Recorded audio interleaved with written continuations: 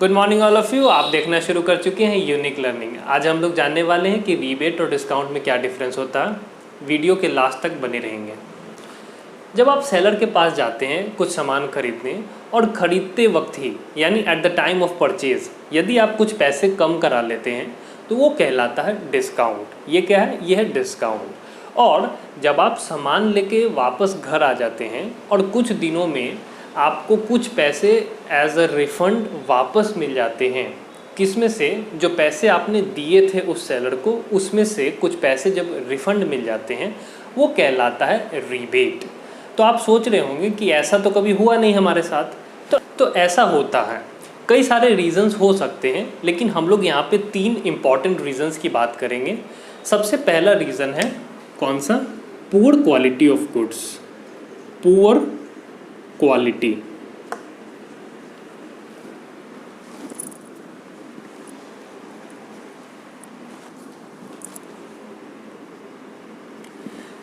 सबसे पहला रीज़न है पुअर क्वालिटी ऑफ गुड्स।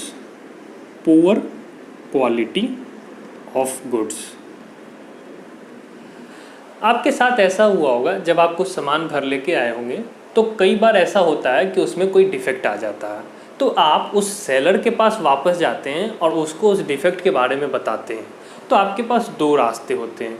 या तो आप इस प्रोडक्ट को वापस करके और अपना पैसा वापस लेके आ जाएं, या फिर सेलर के पास भी एक ऑप्शन होता है, जब वो ये देखता है कि अब ये भाई साहब नहीं लिए तो कोई और भाई साहब क्यों लेंगे, तो उसको जब ऐसा लगता है कि ये प्रोडक्ट किसी और को नहीं चिपकाया जा सकता है तो वो आपको कहता है कि 200 रुपये और कम कर देते हैं, तो वो 200 रुपये आपको रिफ़ंड दे देता है।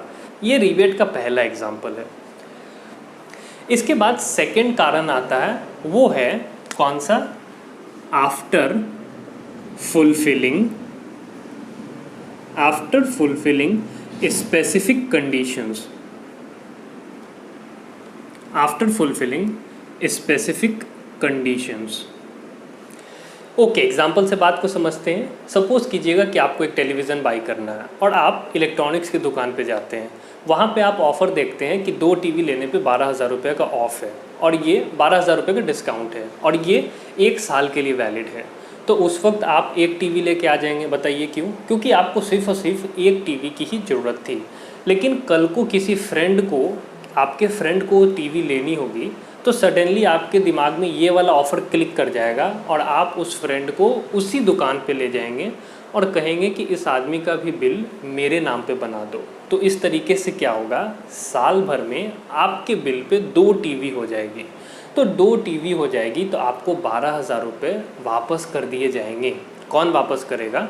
वो सेलर वापस करेगा।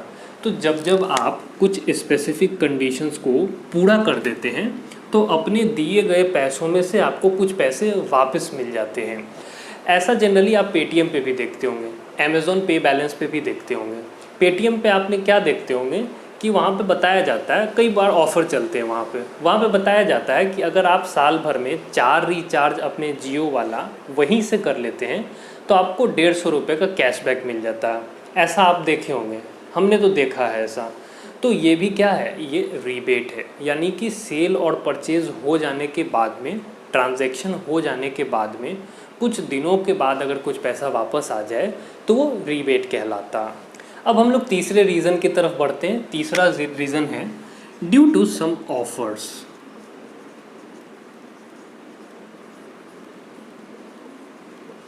इस तीसरे रीज़न को भी एग्जांपल से समझ सकते हैं आप पेटीएम यूज़ करते होंगे, आप अमेज़ॉन पे यूज़ करते होंगे।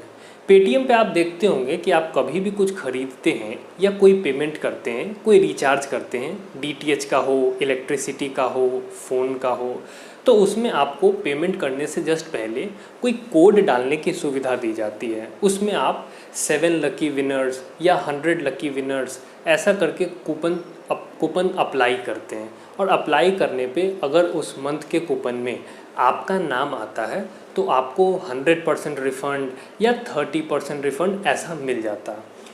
पॉपुलर नहीं है, रेयर है, लेकिन किसी को तो मिलता होगा। तो ये पैसा क्या कहलाता है? ये रीबेट कहलाता है। तो ये एग्जांपल्स हमने क्यों दिया? क्योंकि जनरली लोगों को लगता है कि रीबेट जैसी कोई चीज़ होती ही नहीं है, जबकि ये सच नहीं है। रीबेट जैसी चीज़ होती है और आई होप कि आपको डिस्काउंट और रीबेट के बीच का जितना डिफरेंस है वो क्लियर हो गया होगा। रीबेट जैसी चीज़ होती है, आपको रिफ़ंड मिलता है। और अगर आपको हमारा वीडियो पसंद आया हो, हमारा लॉजिक समझ में आया हो, तो आप हमें कमेंट करके बता सकते हैं। यहाँ तक बने रहने के लिए आपका बहुत बहुत आभार। और जाते जाते मेरी बात सुनते जाएंगे।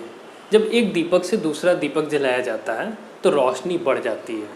तो जब आप वीडियो को शेयर करेंगे तो आपकी नॉलेज बढ़ेगी, कम नहीं होगी। Thanks for watching. Bye bye.